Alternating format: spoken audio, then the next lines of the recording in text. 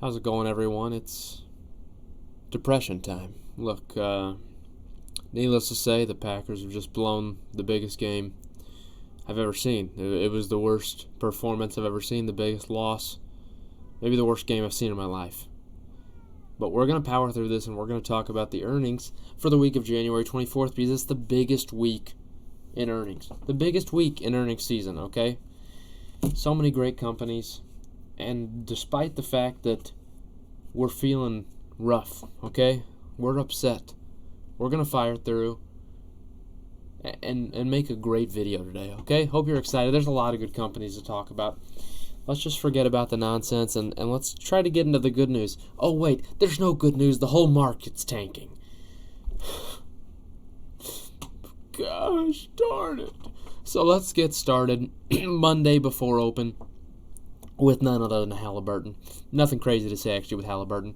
Phillips, kind of in a similar boat. Obviously a bigger quarter for Phillips, being that this is a great quarter in terms of their products, and typically your revenue line is going to be higher in Q4 for a company like Phillips for the various products they sell, whether it be from shavers to obviously appliances, as you know. But something like shavers, it's a big holiday gifting item, so it'll be relevant for them. We still have some financials here with Bank of Hawaii, Bank of Marin, and Community Bank System, so we still have some financials. Last week, obviously, didn't really, it was kind of everywhere. I mean, there wasn't necessarily a consistent pattern to the financial companies. You were seeing misses and beats all over the place. It was just hard to say. So it's hard to give it on that. For sure. After close, though, here we go. We got IBM, something that could be pretty exciting. So, what am I talking about? IBM's never exciting. Look, this is just wrong of me. But obviously, I have a position in IBM, so I will be looking heavily into this and seeing what they can do. Obviously, there are talks about selling the health data portion of their business off. Undisclosed terms as of now, so hopefully they will disclose them on the earnings call. I'd like to know what that looks like. I don't like the company selling more off of their business when they've already seen a massive revenue decline over the last 10 years, but that's okay. I still like IBM long term. I like the dividend on it, okay? I think they can support it, so we'll see based off the earnings, right? Steel Dynamics, nothing crazy there. Logitech is one we obviously mentioned too. Pretty boring thing, all things considered.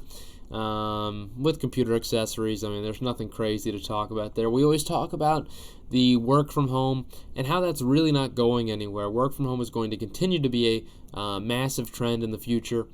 And a lot of companies are going to be moving towards it as it's somewhat more cost effective for them.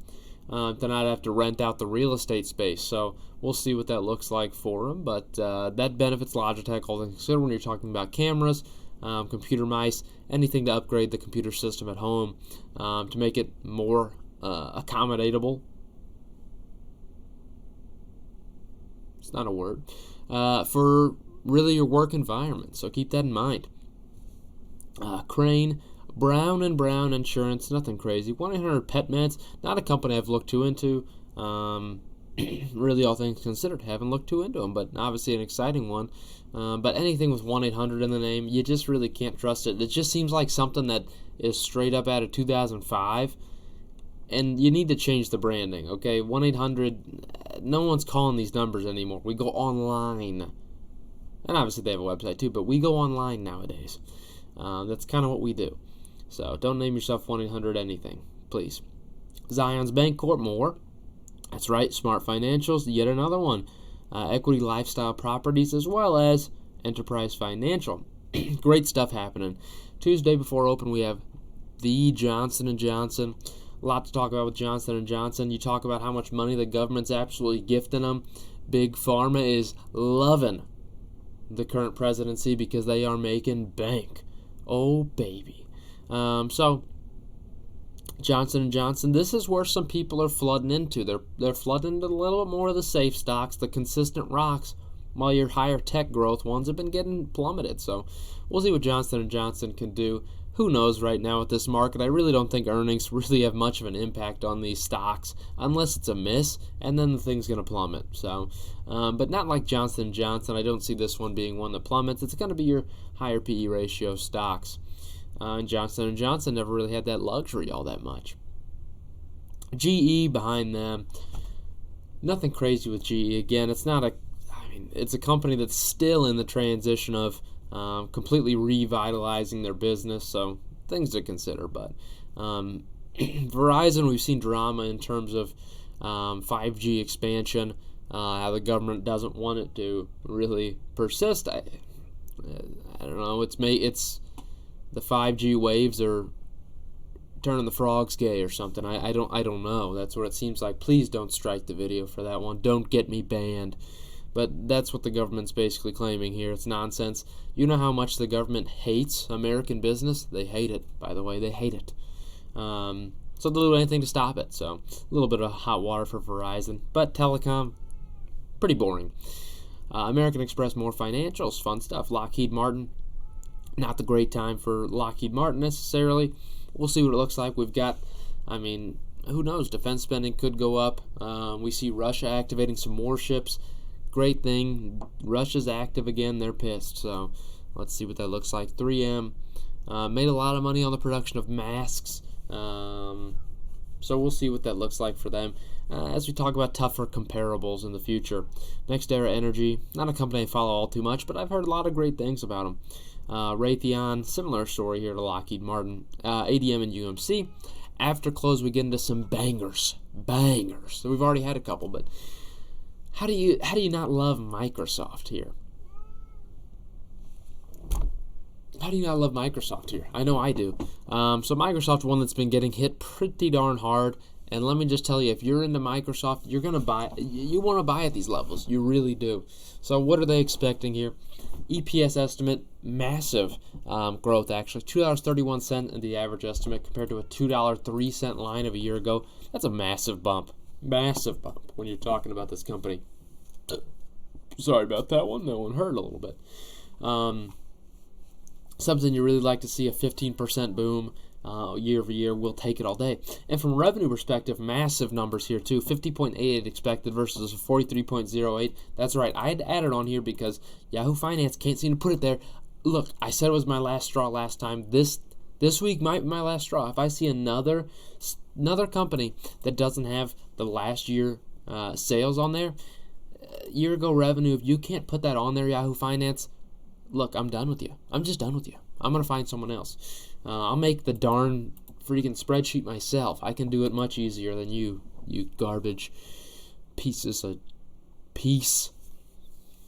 But anyways, massive. Obviously expecting over $7.8 billion increase year over year is pretty massive. And look, we're at a state where if they miss those numbers, this stock could go down pretty roughly. And if it does, I'm going to buy the freaking heck out of it. But I think they beat. I really do think they beat. They hit over $51 billion in my expectations. 51.5 is my expectation for this company based off of what I can tell from the subscription numbers. We've seen some people reporting not necessarily good on the more personal computing, but I really like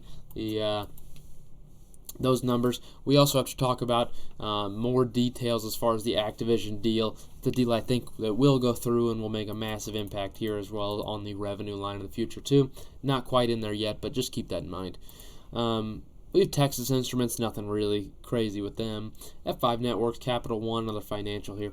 CN, Martin, K12, Navient, Hawaiian. Do I care about them? I don't know. Agilicis, yeah. Before open Wednesday. Oh baby.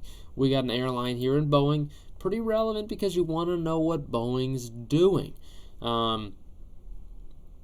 Their lines are obviously relevant when you talk about other airliners, and we have obviously JetBlue and Southwest the day following, and we'll get into those shortly. But still, Boeing will be a good preface for what that looks like.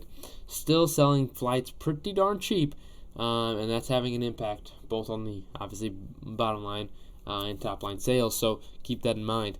AT&T, look to Verizon when you're looking at those earnings. Absolutely look at them. It's very relevant for you.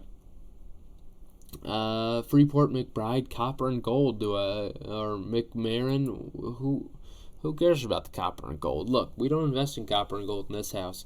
Some people do, and that's okay. Abbott Labs, you gotta love a nice Abbott Labs, okay?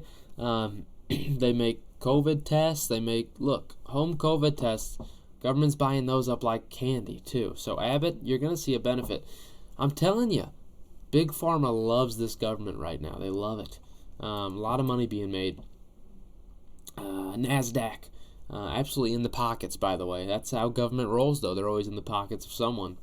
NASDAQ, oh yeah, baby. Anthem, Progressive, nothing crazy there. Kimberly-Clark, now this is a classic. We're talking about Big Pharma again. Kimberly-Clark, baby. Corning, and Knight down there. After close, though, Wednesday, you got to talk about Tesla. What are we expecting with Tesla? Well, they're expecting a $2.26 EPS line, which would be pretty darn massive, seeing that they are they made it 80 cents the year prior. Pretty massive there. But the revenue line's what we're talking about here. $16.35 billion versus a year ago, $10.774.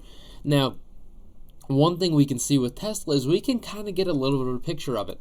You look at the Q4 deliveries, 308,000 vehicles delivered. And if you look back to Q3, when they did right around 13.7 something million, 13 somewhere around there. What do they hit?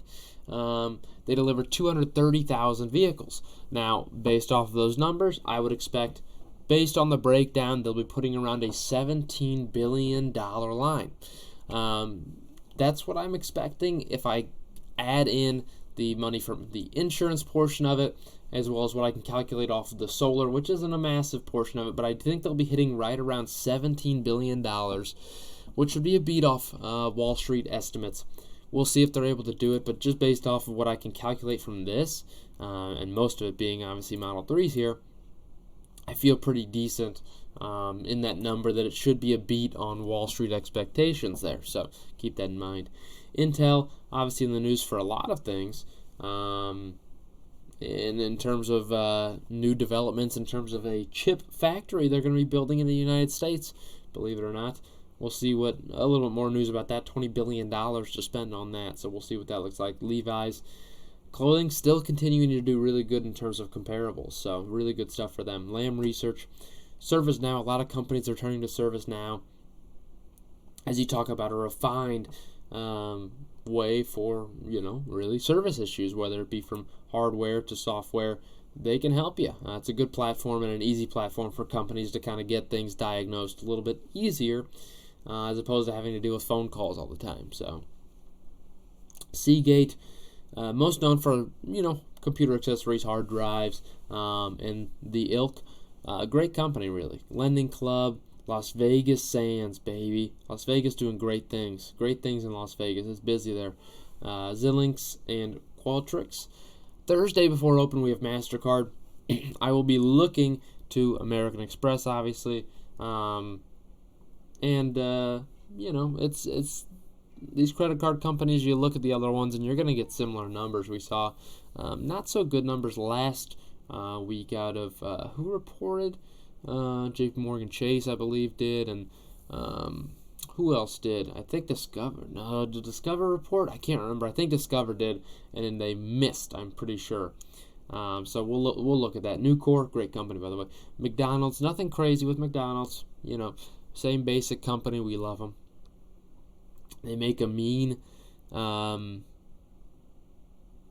don't know. They don't really make anything that great, but it's cheap. It's cheap. Valero, when you're talking about energy, oil still pumping, man.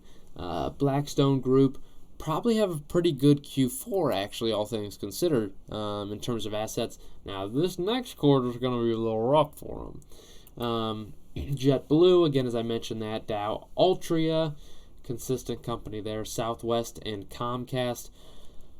Comcast, garbage company, what can I say? the talk's still going to be on streaming numbers too, and it fell quite a bit when you saw Netflix fall massively last week. Apple Dapple, baby. We love talking about Apple. They're expected $1.88 EPS compared to $1.68 of a year ago. I think this is a beat, all things considered. The EPS line's pretty tough, though, I will say. What I'm more concerned about is, I didn't catch it, is the revenue line. $118.38 billion expected.